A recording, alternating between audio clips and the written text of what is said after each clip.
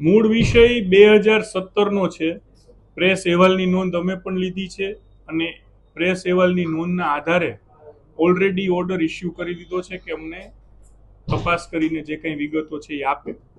આપ સૌને એક ફરીથી કહું છું કે પ્રેસના જે કોઈ અહેવાલો આવે છે કે જે સોશિયલ મીડિયામાં ફોટોગ્રાફી પ્રૂફ સાથે આવે છે એની અમે નોંધ લઈ અને બને ત્યાં સુધી અમારા તરફથી પહેલ કરી જ દઈએ છીએ. એટલે એવા કોઈ વિષય નથી કે ક્યાંય છૂટી જાય.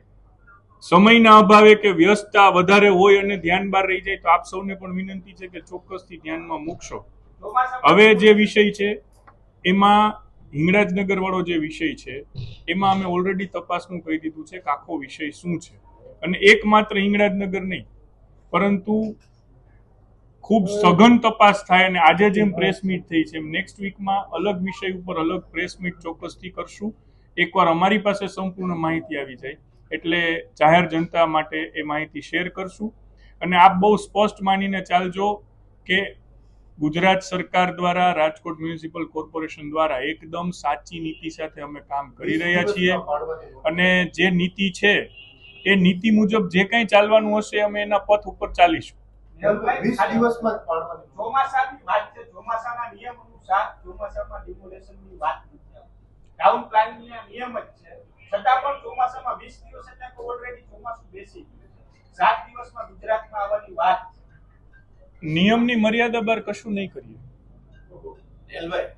આપણે જર્જરિત ધ્યાન દોર્યું તો જોશું પણ જર્જરિત અને અત્યંત જોખમી આ બંનેમાં કાયદાકીય પરિભાષામાં અલગ અલગ છે.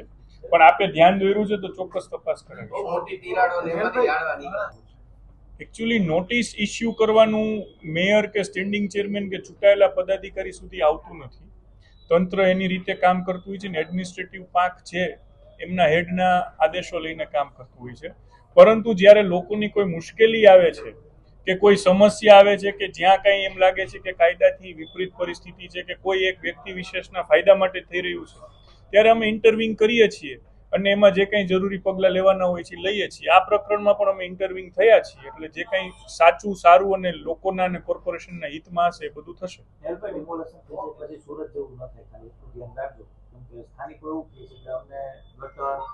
પાણી આ બધી સુવિધા બંધ કરી દીધી અને હજી ત્યાં રહે છે લોકો. સાફ સફાઈ જે ગટર કરવા આવતા એ પણ બંધ કરી દીધી. એટલે ગઈકાલે અમારા ધ્યાનમાં વિષય આવ્યો છે. 2 દિવસની અંદર સ્પષ્ટતાઓ માંગી છે.